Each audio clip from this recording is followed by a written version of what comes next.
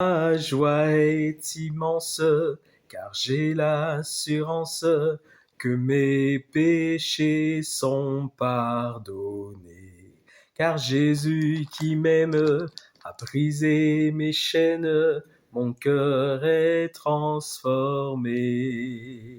Ma joie est immense, car j'ai l'assurance que mes péchés sont pardonnés.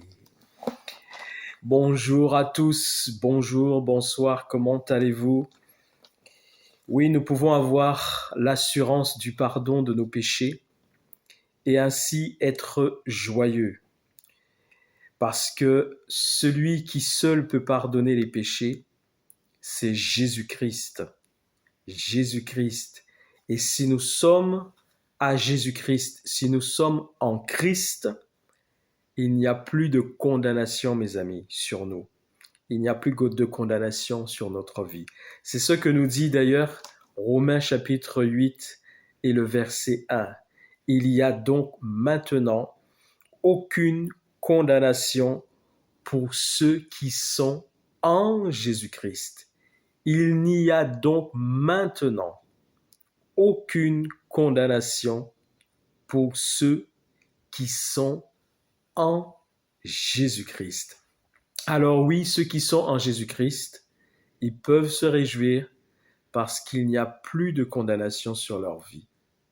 Mais s'il est dit qu'il y a maintenant plus aucune condamnation pour ceux qui sont en Jésus-Christ, ça veut dire qu'il y a une ou plusieurs condamnations sur ceux qui ne sont pas en Jésus-Christ. Et oui, l'inverse est aussi vrai.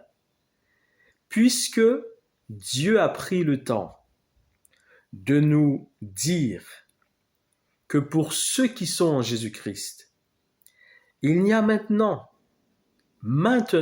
et le maintenant, ça veut dire quoi? Ça veut dire que c'est parce qu'ils sont en Jésus-Christ, c'est-à-dire à partir du moment où ils sont en Jésus-Christ. Le maintenant, c'est ça.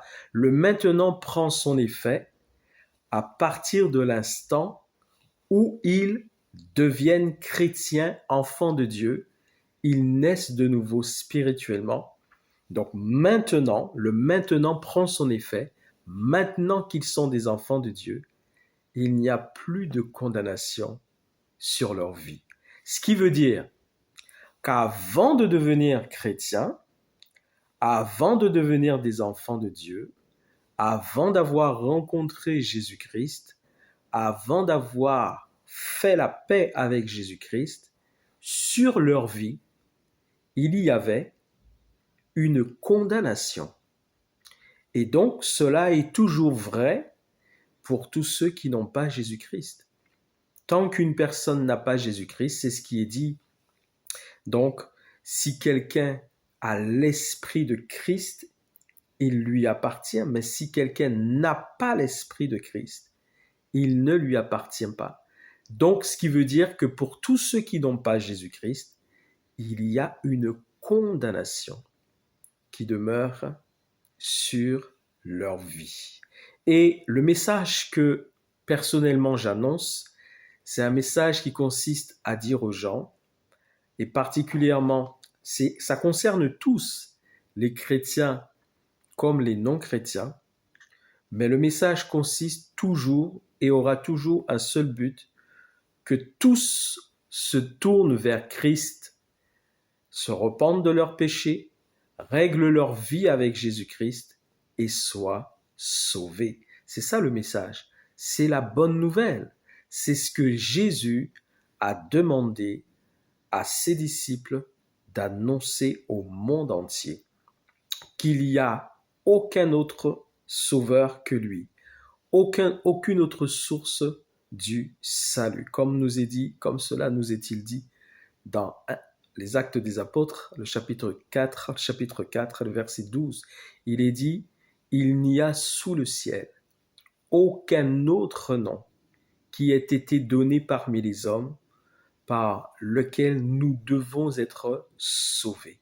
Nous devions être sauvés. Et ce nom, c'est le nom de Jésus-Christ. Son nom c'est Jésus. Jésus, son nom c'est Jésus. Jésus. Oh mes amis, nous n'avons pas d'autre message que celui-là. Nous n'avons pas d'autre message que celui qui consiste à annoncer Jésus-Christ. Et quels que soient les domaines de notre vie, que ce soit pour travailler, que ce soit pour la santé, que ce soit pour le mariage, que ce soit pour le voyage, que ce soit pour les enfants, il n'y a pas d'autre message que celui qui consiste à annoncer Jésus-Christ. Que Dieu vous bénisse, que Dieu nous bénisse ensemble.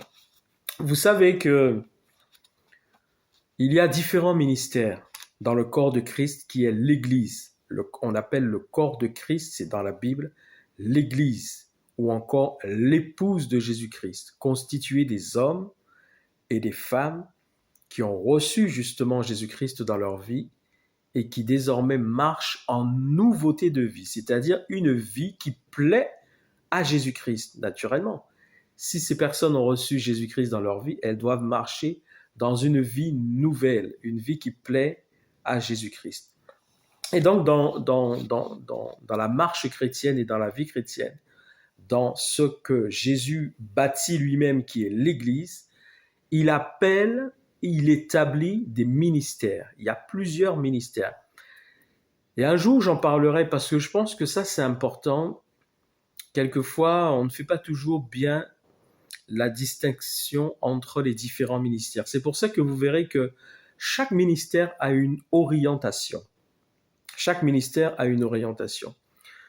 Vous en avez de ceux qui vont toujours encourager. Il y a ceux peut-être qui vont toujours parler de la bénédiction. Il y a ceux qui vont toujours parler des prophéties à venir, les prophéties. Il y a ceux qui vont tout le temps appeler à la conversion. C'est parce qu'il y a différents ministères. Et les ministères ont reçu de Jésus-Christ lui-même une orientation particulière. Une onction accompagne la personne qui reçoit le ministère. Et donc, c'est pour ça que il faut qu'on fasse la distinction entre les différents ministères pour comprendre pourquoi celui-ci insiste toujours sur tel sujet, pourquoi celui-là insiste toujours sur tel sujet. C'est la spécificité de son ministère. Un jour, j'aurai certainement l'occasion donc de donner mon témoignage et de vous dire à quel ministère Jésus-Christ m'a appelé. Rendons grâce au Seigneur, rendons grâce pour son amour, rendons grâce au Seigneur, rendons grâce pour son amour. Dès le matin, les oiseaux chantent toutes les louanges de Dieu le Créateur. Et toi, mon ami, pourquoi ne voudrais-tu pas chanter l'amour de Jésus, ton Sauveur? Ah, mes amis, j'espère que vous allez bien et que vous tenez bon dans la foi chrétienne, dans la foi du salut de l'âme que donne Jésus-Christ de Nazareth. Oui, c'est bien lui, ce n'est pas un autre, mes amis. Il n'y a pas de salut, en aucun autre il n'y a de salut. C'est en Jésus-Christ et en Jésus-Christ seul. Alors aujourd'hui, le message que je vais vous apporter, mon introduction est assez longue, assez particulière. Le message que je vais vous apporter, il y en a plusieurs, vous savez, les messages. Comme je vous dis, il y a des messages en attente, il y en a. Mais celui dont je vais vous parler consiste à parler du culte. Ils vont tous au culte. Vous savez, le culte, c'est quoi? Le culte, c'est le fait de pouvoir prendre du temps pour adorer notre Créateur, Dieu qui nous a créés, qui nous a façonnés à son image, à sa ressemblance, et qui nous a donné la vie. Et nous lui devons un culte. Un culte, c'est-à-dire l'adoration, le fait de nous prosterner devant sa personne, spirituellement et physiquement, si on le veut. Ce n'est pas le fait de surtout physiquement le faire, c'est pas ça qui est important, mais c'est surtout spirituellement.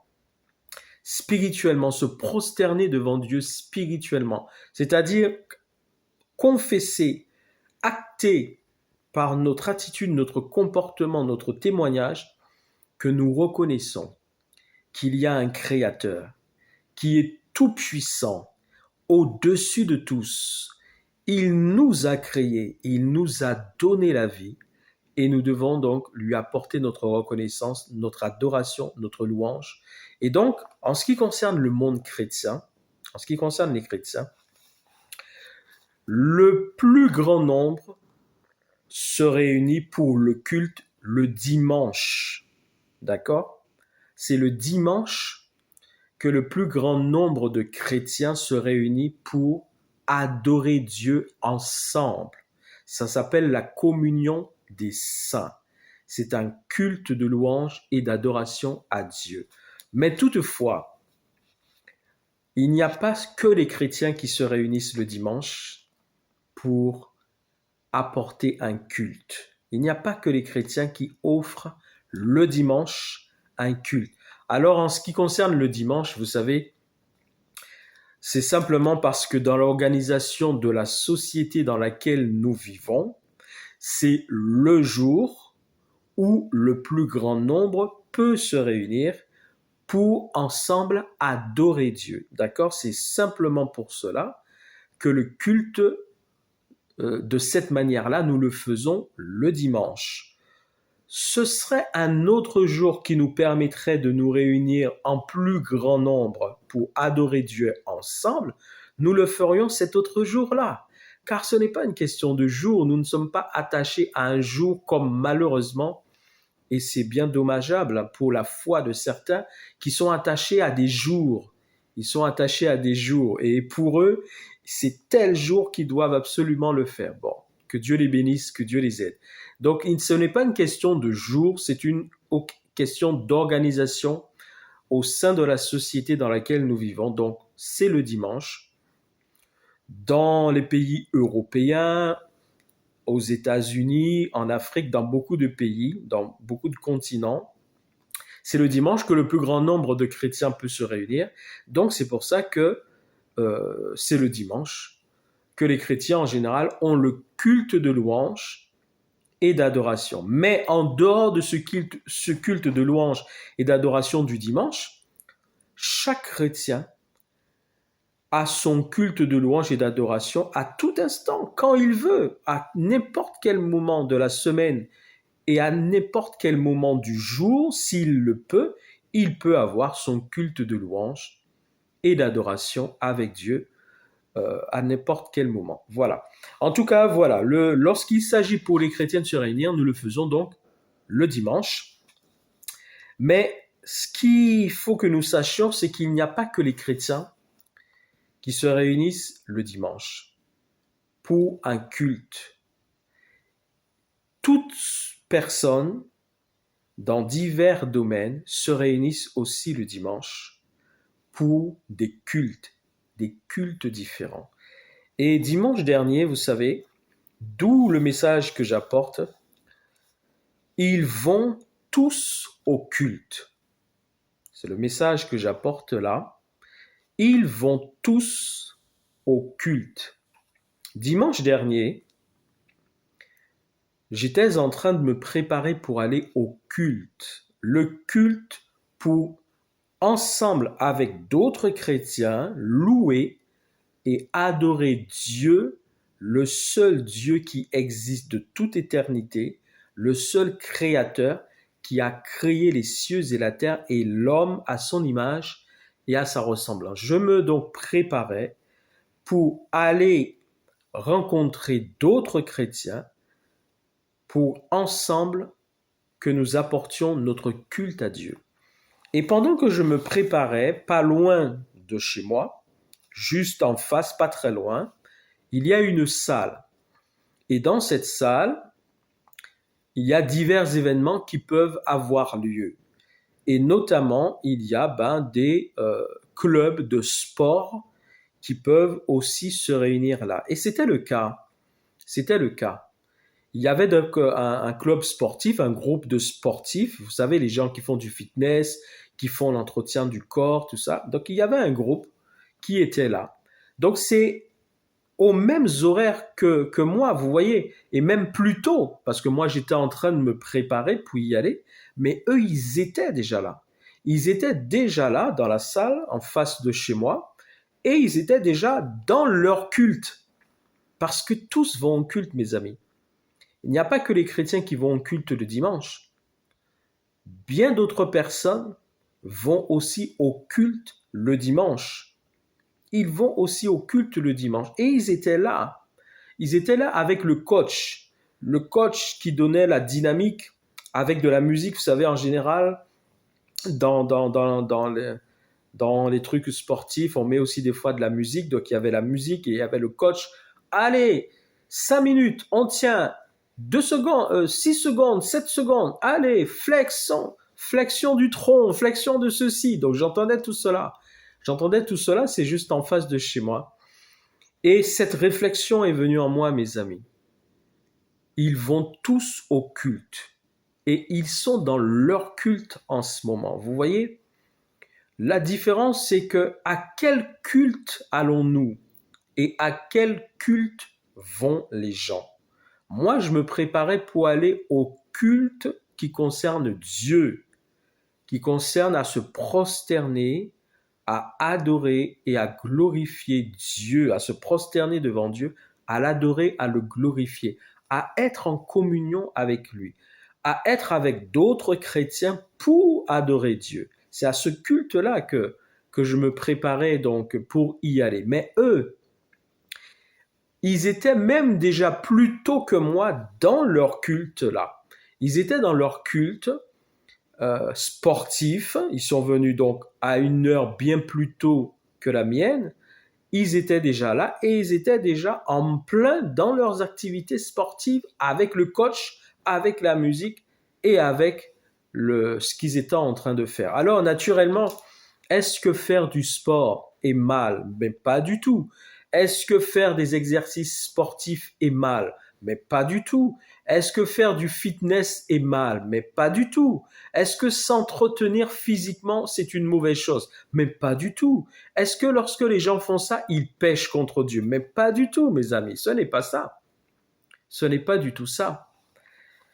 Là où mon attention a été attirée, c'est sur le choix qu'ils font ou le jour où ils peuvent se réunir, vous voyez, le jour où ils ont la possibilité de se réunir, le dimanche, parce que c'est ce jour qui permet au plus grand nombre de se rencontrer pour faire certaines activités, et c'est la preuve, puisque c'est le dimanche là qu'ils le faisaient, eh bien le jour où ils pourraient aller comme les chrétiens au culte pour donner gloire à celui qui leur donne le souffle de vie, parce que dans tous ces exercices sportifs, ils sont vivants, ils respirent, ils bougent, ils dansent, ils suivent le coach. Mais toute cette capacité et cette possibilité que ces personnes avaient pour faire tous ces exercices physiques, il y a Dieu, le Créateur, qui leur a donné cette capacité. Il y a Dieu, le Créateur, qui leur a donné déjà la vie, qui les a façonnés, qui les a tissés chacun dans le sein de leur mère, qui les a fait naître, qui les a fait grandir, ils sont devenus maintenant des adultes. Et donc, toute cette capacité, ce souffle de vie vient de Dieu. Mais vous voyez, le choix qu'ils ont fait n'est pas d'apporter ce jour-là un culte à Dieu, mais le choix qu'ils ont fait ce jour-là, c'est d'apporter un culte à leur propre personne. C'est le culte du moi, le culte qui consiste comment on dit, à façonner son corps. C'est le culte de la personnalité de ma propre personne, le culte de la beauté, le culte du m'as-tu vu? Et naturellement, le but n'est pas de condamner ces personnes. Non, ce n'est pas ça, mes amis. Le but n'est pas de condamner ces personnes. Le but est de faire prendre conscience que nous avons des choix dans la vie. Et nos choix ont des conséquences. Les conséquences peuvent être favorables si nous faisons les bons choix, et les conséquences peuvent être défavorables si nous faisons les mauvais choix. Et malheureusement, là où mon attention était attirée, c'est regarde, pendant que toi tu es en train de te préparer pour aller apporter un culte à Dieu ton Créateur qui te donne la vie et qui ce dimanche-là t'a permis à nouveau de te réveiller sur la terre, de voir la lumière du jour, d'être vivant, pendant que tu te prépares pour aller apporter un culte à celui qui te donne la vie, eux qui ont aussi reçu la grâce de Dieu de se réveiller, de se lever ce dimanche matin, ils ont aussi fait le choix d'aller au culte, mais pas un culte qui consiste à glorifier Dieu. Ils ont fait le choix d'aller au culte qui consiste à se glorifier eux-mêmes, le culte de leur propre personne, de leur propre corps, de leur propre bien-être, le culte qui consiste à ne pas honorer celui qui leur donne la vie et qui leur a permis ce dimanche-là de se lever, de se réveiller. Non, ils ont fait le choix d'aller à un autre culte, le culte de leur propre personnalité. Mes amis, le dimanche, beaucoup de personnes vont au culte, mais malheureusement, tous ne vont pas au culte qui consiste à adorer Dieu. Ils vont à différents cultes. Et quand je suis arrivé là où on se réunit, dans la communauté chrétienne où on se réunit pour ensemble adorer Dieu, j'en ai croisé d'autres. Vous en croisez d'autres personnes qui font leur footing, par exemple. C'est leur culte, en fait. J'en ai croisé d'autres sur la route qui faisaient leur footing. Vous en croisez aussi certains qui sont à vélo. Et donc, c'est leur culte qu'ils sont en train de faire. Eux, ils vont aussi au culte, mais ils vont au culte de leur propre personnalité, de leur propre désir, de leur propre choix.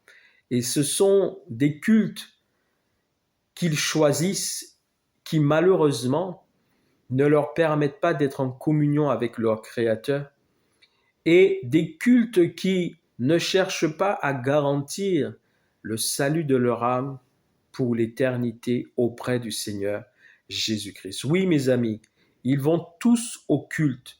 Le dimanche, il n'y a pas que les chrétiens qui vont au culte. Non, mes amis. Le dimanche, ce ne sont pas que les chrétiens qui vont au culte. Il y a plein de personnes qui vont au culte. Ils vont tous au culte. Mais à quel culte vont-ils?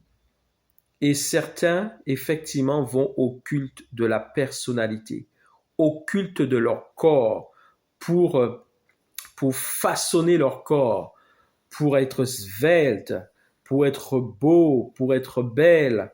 Le culte de la personnalité, le culte du moi, le culte qui ne consiste pas, ce dimanche où Dieu leur a encore donné la vie, le culte qu'ils ont choisi ne consiste pas à aller rendre gloire à ce Dieu qui leur a donné la vie. Le culte qu'ils ont choisi, c'est un culte qui n'ouvre pas la porte du ciel, mes amis. Un culte qui ne leur permet pas de préparer leur éternité avec Jésus-Christ. Un culte qui ne pense pas à la mort, mes amis. Non, c'est un culte justement qui ne pense pas à la mort, parce que c'est un culte qui consiste seulement à chercher la gloire du corps, le corps de chair et de sang qui obligatoirement va dépérir, mes amis. Quoi qu'on fasse, mes amis, ce corps-là, il va dépérir, mes amis, il va dépérir. Que l'on veuille, que l'on ne veuille pas, le corps qu'ils sont en train de sculpter, dont ils prennent soin, et ce n'est pas interdit, non, mes amis, non, pas du tout. Il n'est pas interdit de prendre soin du corps, il n'est pas interdit de faire des exercices physiques, non, c'est pas interdit, mes amis. Mais il faut seulement placer les priorités là où elles doivent être. Il faut seulement avoir des priorités dans nos vies. Il faut placer les priorités là où ils doivent être. Et si notre priorité n'est pas Dieu et que nous apportons un culte à toutes sortes de choses sauf à Dieu, eh bien, il ne faudra pas aussi être surpris, il ne faudra pas que ceux dont la priorité n'est pas le royaume de Dieu et sa justice soient surpris le jour où ils devront quitter cette terre, de ne pas être reçus par Dieu dans son royaume, dans son paradis et dans la vie éternelle qu'il va offrir à tous ceux qui seront avec lui. Il ne faudra pas qu'ils puissent faire des reproches à Dieu.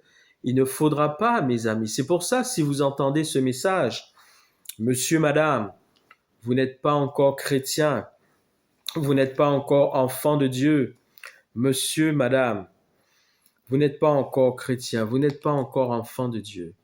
C'est un message pour vous, un message d'amour. Ce n'est pas un message de condamnation, c'est un message d'amour, un message d'appel de Jésus-Christ sur votre vie. Jésus-Christ a bien plus à vous offrir que quelques années sur la terre. Monsieur, madame, quelles que soient les années que vous passerez sur la terre, quel qu'en soit le nombre, monsieur, madame, si vous n'avez pas Jésus-Christ dans votre vie, si Jésus-Christ n'est pas votre sauveur, s'il n'est pas votre Seigneur, quel que soit le nombre d'années que vous passerez sur la terre, lorsque le temps arrivera où la vie que Jésus-Christ vous a donnée vous sera enlevée, ce souffle de vie ne sera plus dans le corps que vous avez et que ce corps, obligatoirement, il retournera dans la poussière. Mais où ira votre âme? Où irez-vous pour l'éternité? Voilà pourquoi Jésus-Christ vous lance encore un appel d'amour. En ce jour, en cet instant où vous regardez ce message, il vous appelle encore à venir à lui, tel que vous êtes. Venez simplement, monsieur, madame, jeune fille, jeunes gens, venez à Jésus-Christ tel que vous êtes. Ne réfléchissez à rien, ne regardez à rien, ne regardez pas à ce que penseront les autres, vos amis, vos parents, vos enfants, votre mari, votre femme. Ne regardez pas à cela, monsieur, madame. Le salut est individuel. Le salut est individuel. C'est la personne qui décide de là où elle passera son éternité. Ce n'est ni votre mari, ni votre femme, ni vos enfants, ni votre cousin, ni votre cousine, ni votre oncle, ni votre tante, ni votre grand-père, votre grand-mère. C'est vous seul. C'est vous seul qui décidez et qui choisissez où irez-vous passer votre éternité. Jésus-Christ vous donne le choix. Il vous donne le choix. Certains font le choix d'aller au culte du corps le dimanche matin. Ils font le choix d'aller au culte qui consiste à sculpter leur corps, à entretenir leur corps, à chercher la beauté du corps. Et ils y vont le dimanche. Et c'est un culte qu'ils vont faire à leur corps. Tandis que d'autres choisissent d'aller rendre un culte à celui qui leur donne la vie. Et vous, quel culte choisissez-vous? Choisissez-vous le dimanche matin d'aller à un culte qui n'apporte pas la vie, qui ne vous garantira pas la vie éternelle, qui ne vous permettra pas d'être en paix avec Jésus-Christ, ou choisissez-vous un culte qui vous permettra de rester en communion avec celui qui vous a donné la vie, avec celui qui vous aime d'un amour éternel et qui n'a qu'un message d'amour pour vous, vous sauver, vous bénir, vous apporter la paix, la joie, la quiétude, vous rassurer quant à l'éternité de votre âme, pour vous dire qu'il vous attend, qu'il vous prépare une place dans son royaume et que le jour où il aura décidé que vous devriez quitter la terre, que ce jour-là arrivera, que vous soyez en paix pour entrer dans l'éternité avec Jésus-Christ. Choisissez-vous ce culte-là. Choisissez-vous le dimanche d'aller à ce culte-là au lieu d'aller à tout autre culte qui ne peuvent pas vous garantir le salut de votre âme. Alors je vous invite, si le Saint-Esprit vous a convaincu, car ce n'est pas moi, c'est l'Esprit Saint qui convainc de péché, de justice et de jugement. Ô puisse l'Esprit Saint convaincre tous ceux qui ne sont pas encore à Jésus-Christ et qui verront ce message. Puisse le Saint-Esprit vous convaincre afin que vous puissiez vous rendre compte que le dimanche matin, au lieu d'aller dans la présence de Dieu avec d'autres chrétiens pour adorer celui qui vous a donné la vie, vous allez à d'autres cultes.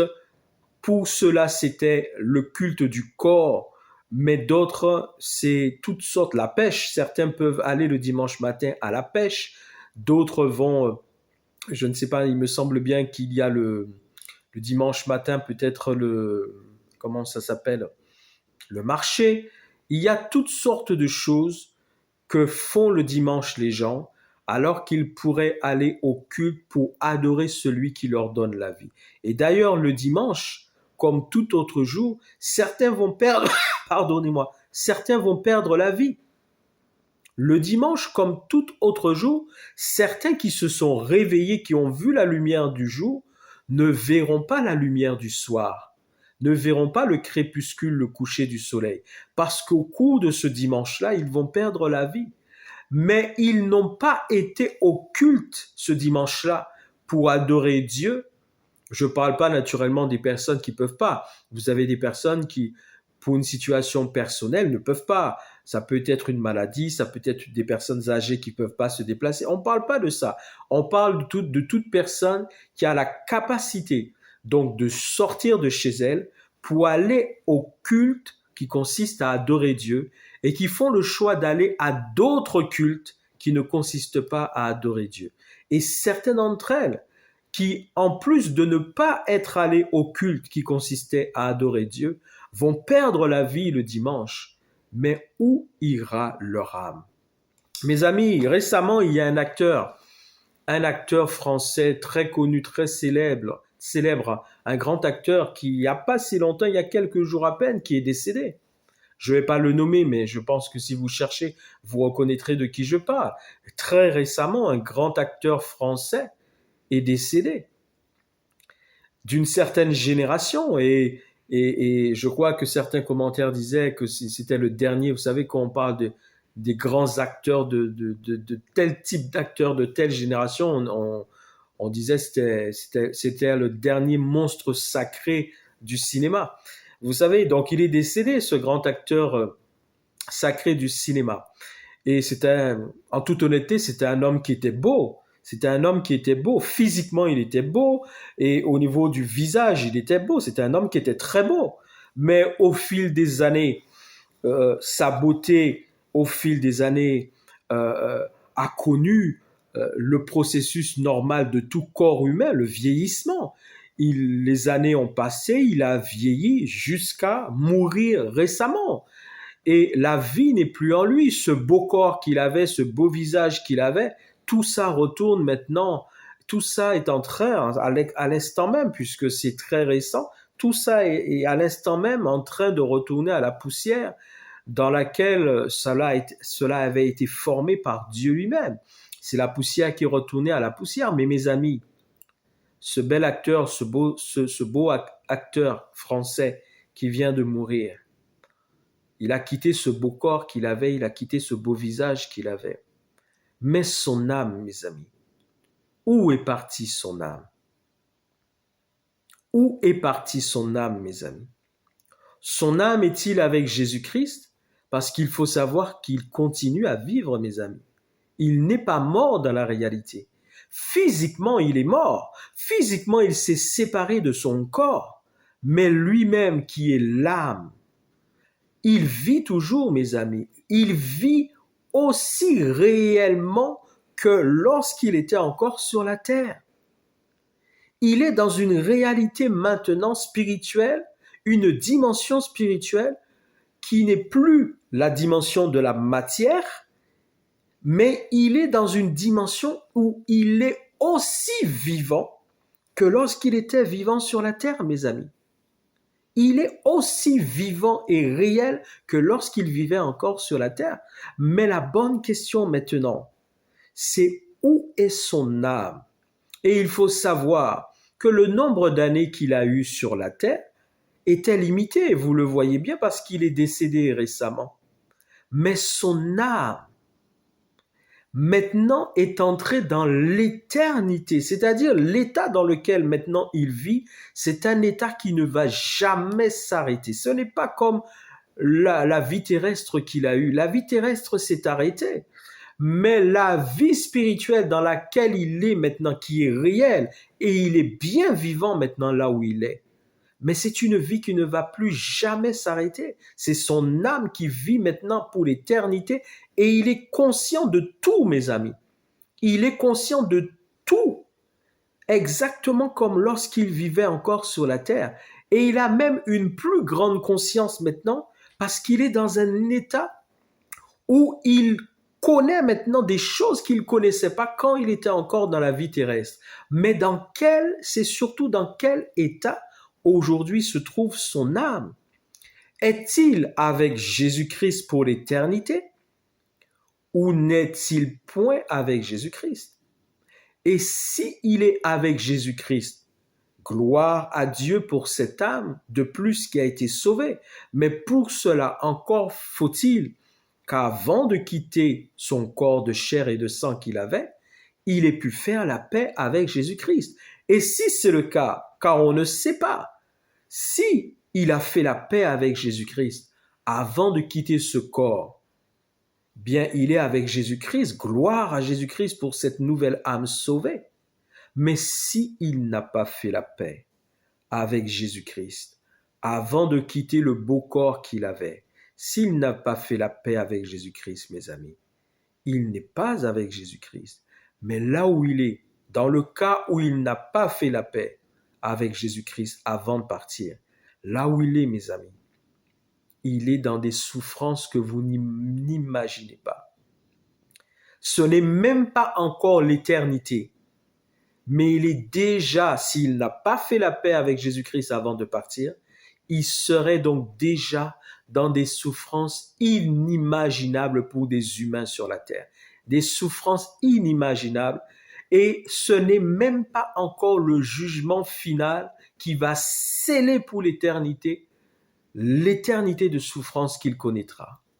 Mes amis, monsieur, madame, Jésus-Christ vous appelle encore maintenant. Ne dites pas plus tard. Ne dites pas demain. C'est maintenant. Vous ne savez pas à quel moment vous allez quitter ce corps de chair et de sang. Je vous en prie au nom de Jésus-Christ.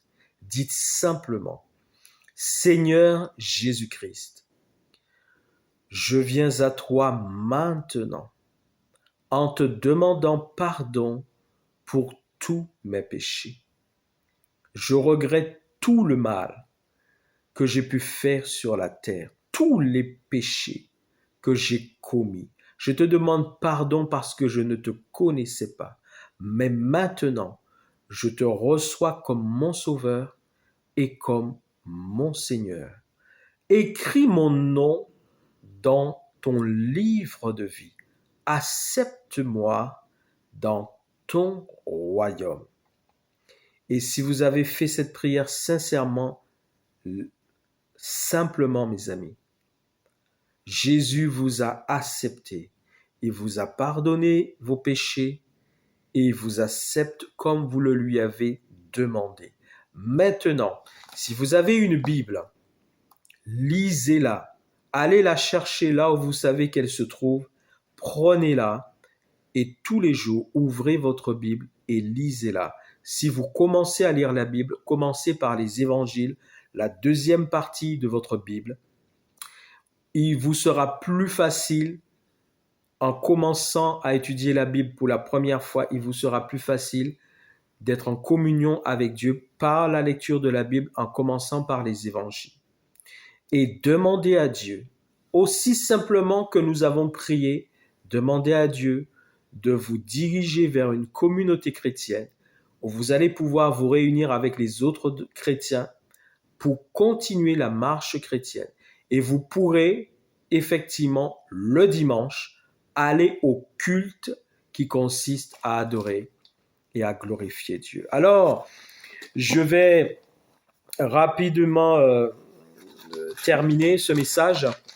Et je voulais juste vous dire, vous voyez, concernant le corps physique de chair et de sang, en 2 Corinthiens chapitre 4, verset 16, il est dit, c'est pourquoi nous ne perdons pas courage, et même si notre homme extérieur se détruit, l'homme extérieur qui se détruit, mes amis, c'est ça, c'est la chair, c'est le corps que nous avons là. L'homme extérieur dont il parle, c'est ce corps-là, c'est cette chair-là.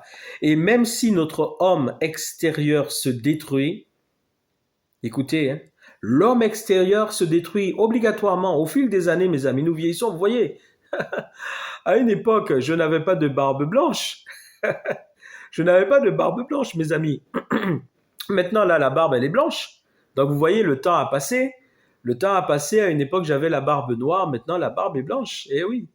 Même si notre homme extérieur se détruit, mais notre homme intérieur se renouvelle de jour en jour. Et quel est cet homme intérieur qui se renouvelle? C'est notre âme, mes amis. C'est la personne que nous sommes vraiment à l'intérieur de ce corps. Ce corps, lui, il se détruit au fil des années. Il va mourir tôt ou tard, mes amis. Il se détruit au fil des années. Mais lorsque nous avons Jésus-Christ, l'âme, la personne que nous sommes vraiment à l'intérieur de ce corps, lui, si nous avons Jésus-Christ et que nous demeurons en communion avec Jésus-Christ, l'âme qui est nous-mêmes, elle se renouvelle de jour en jour, d'année en année, de mois en mois. Vous voyez la différence entre le corps et l'âme, mes amis? Le corps, lui, il se détruit parce qu'on voit bien tous, on vieillit. C'est pour ça que j'ai maintenant de la barbe blanche, parce que le corps se détruit au fil des années. Mais si je reste en communion avec Dieu, la personne que je suis vraiment à l'intérieur de ce corps, elle, au contraire, elle se renouvelle régulièrement en Jésus-Christ. Et c'est ça qui est le plus important, mes amis. C'est ça qui est le plus important. Alors, je fais quelques lectures rapidement, toujours dans Romains chapitre 8, et je vais arrêter. Je pense que mon message, il a été assez long. Alors, je vais lire pour vous. Ceux, en effet, qui vivent selon la chair, vous voyez, pour tout ce qui concerne le corps, hein, sculpter le corps, prendre soin du corps, c'est que le corps, c'est que la beauté physique, c'est que ça, c'est le culte que malheureusement ces personnes étaient en train de rendre à leur corps près de chez moi, en face de chez moi, dans cette salle avec le coach, avec la musique, c'était le culte du corps.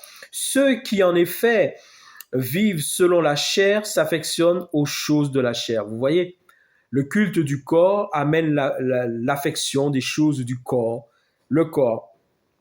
Ils s'affectionnent aux choses de la chair, tandis que ceux qui vivent selon l'esprit s'affectionnent aux choses de l'esprit. Ceux qui sont en communion avec Jésus-Christ, eh bien, ils s'affectionnent à la vie de l'esprit avec Jésus-Christ. Et c'est à cela qu'ils donnent la priorité. C'est pour ça que eux, ils vont au culte le dimanche pour adorer Dieu. Et ceux qui malheureusement s'affectionnent à la chair, ils vont au culte le dimanche pour adorer leur chair, leur corps, leur image, leur beauté. Vous voyez, malheureusement, c'est ce qui se passe. Donc, tandis que ceux qui vivent selon l'esprit s'affectionnent aux choses de l'esprit. Et l'affection de la chair, regardez mes amis, l'affection de la chair, c'est la mort. L'affection de la chair, c'est la mort. Vous voyez, ils vont au culte le dimanche, au culte de leur corps. Et ce culte-là qu'ils apportent à leur corps, mes amis, qu'ils le veuillent ou qu'ils ne le veuillent pas, qu'ils s'entretiennent ou qu'ils n'en s'entretiennent pas, le culte du corps, c'est la mort, mes amis. C'est-à-dire que ce corps-là, il va mourir de toute façon. Et ce corps-là, le culte qu'ils apportent à ce corps que nous avons là, même s'il n'est pas interdit de s'entretenir physiquement, c'est pas du tout ça, mais le fait d'apporter ce culte le dimanche à ce corps-là, au lieu d'aller apporter un culte à celui qui leur donne la vie, ben c'est le culte de la mort. Ce culte-là ne leur ouvre pas les portes du ciel. Ce culte-là ne leur permettra pas à leur âme d'être reçue dans le royaume de Jésus-Christ. Non, l'affection de la chair, l'affection du corps, c'est la mort. C'est la mort, mes amis. C'est la mort. Alors que je retrouve là. Tandis que l'affection de l'esprit, c'est la vie et la paix. Vous voyez la différence? C'est une opposition et une comparaison entre deux choses. Tandis que l'affection de l'esprit, c'est la vie et la paix. L'affection de l'esprit, c'est la communion avec Jésus-Christ. C'est la vie, mes amis. La communion avec Jésus-Christ, c'est la vie et la paix. C'est-à-dire que vous êtes en paix. Vous ne tremblez pas quand vous entendez des choses qui se passent sur la terre. Vous ne tremblez pas devant la mort parce que vous êtes en paix avec Jésus-Christ. Mais l'affection du corps, lui, au contraire, conduit à la mort, mes amis.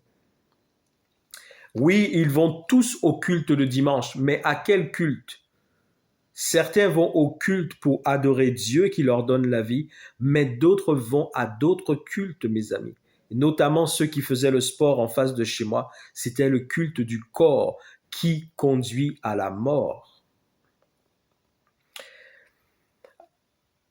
Car l'affection de la chair est inimitié contre Dieu, parce qu'elle ne se soumet pas à la loi de Dieu et qu'elle ne le peut même pas.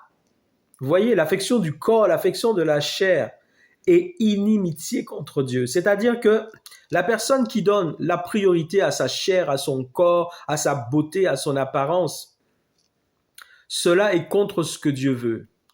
Dieu ne nous demande pas de donner la priorité à notre corps, à notre beauté, à notre apparence. Il nous demande de lui donner la priorité à lui. Or, ceux qui vivent selon la chair ne sauraient plaire à Dieu. Ceux qui vivent selon la chair ne sauraient plaire à Dieu. Pour vous, donc les chrétiens, vous ne vivez pas selon la chair, mais selon l'esprit. Si du moins, l'esprit de Dieu habite en vous. L'enfant de Dieu a l'esprit de Dieu qui habite en lui. Donc, celui qui n'est pas enfant de Dieu n'a pas l'esprit de Dieu qui habite en lui. Et si quelqu'un n'a pas l'esprit de Dieu qui habite en lui, la personne n'a pas la vie de Dieu en elle. La vie qu'elle a reçue de Dieu, c'est la vie physique, mais elle n'a pas la vie éternelle si elle n'a pas l'esprit de Dieu qui habite en elle. Si quelqu'un n'a pas l'esprit de Christ, il ne lui appartient pas.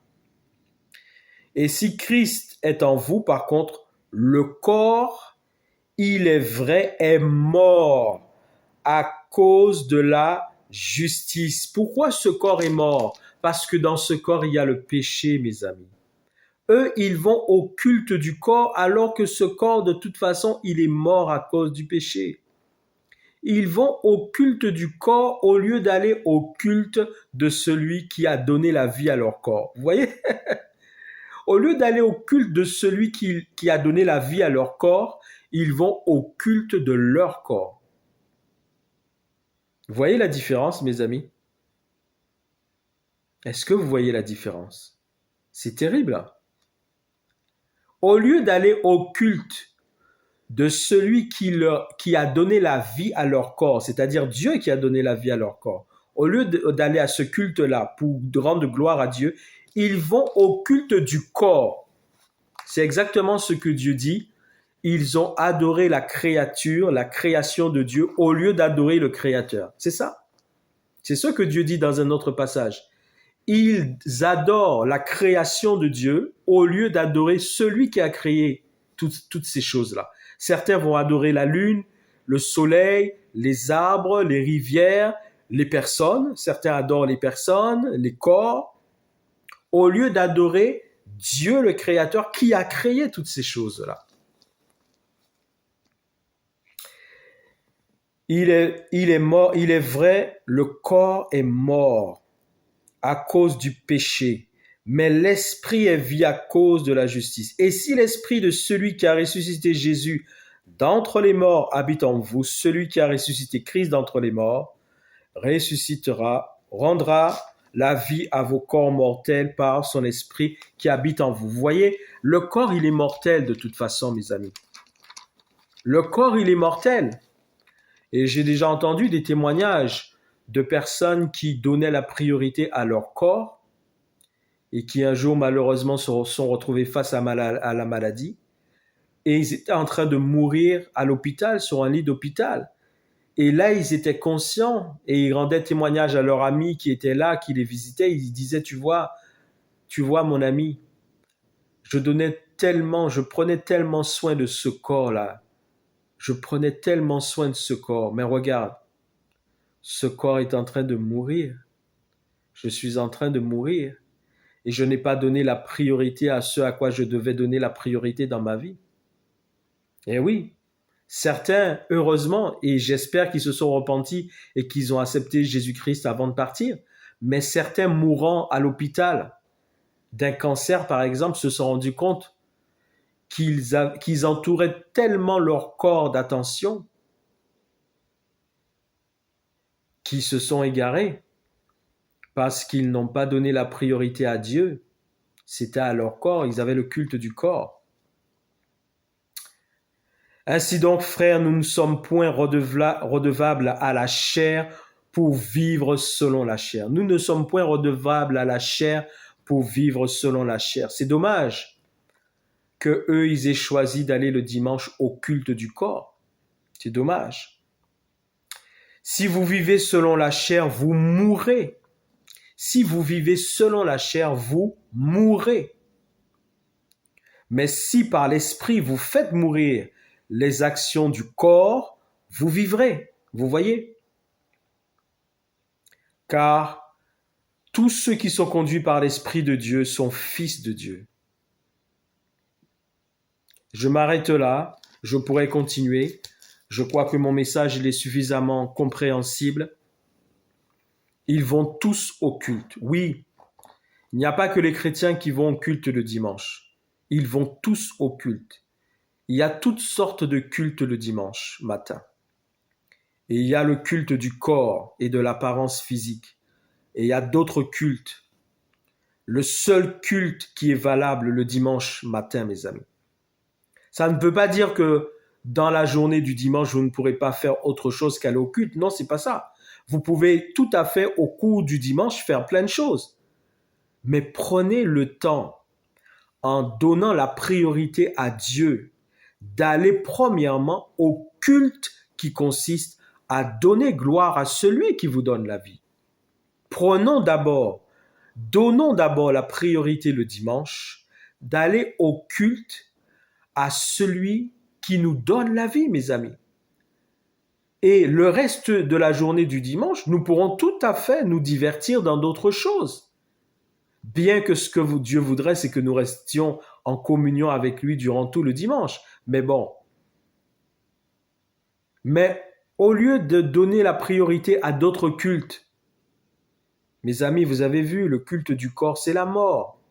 Le culte du corps, c'est la mort. Notre homme extérieur se détruit. C'est imparable. Il va se détruire.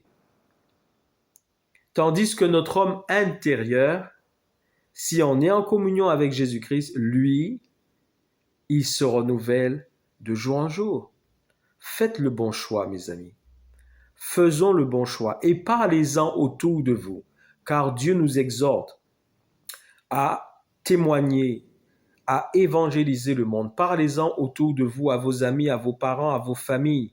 Dites-leur de choisir le dimanche matin le culte qui consiste à aller adorer celui qui leur donne la vie et de laisser de côté tous les cultes qui ne consistent pas à aller adorer celui qui leur donne la vie. Bien-aimés, que Dieu vous bénisse. Que Dieu nous bénisse ensemble. Jésus-Christ revient très bientôt. Le monde entier entend et aura entendu parler de Jésus-Christ.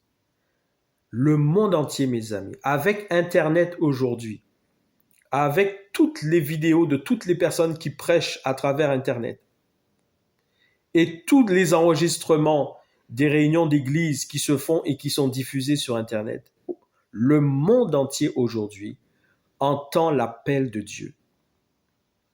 Nul ne pourra dire il ne savait pas. Continuons, mes amis, à annoncer la bonne nouvelle du salut en Jésus-Christ.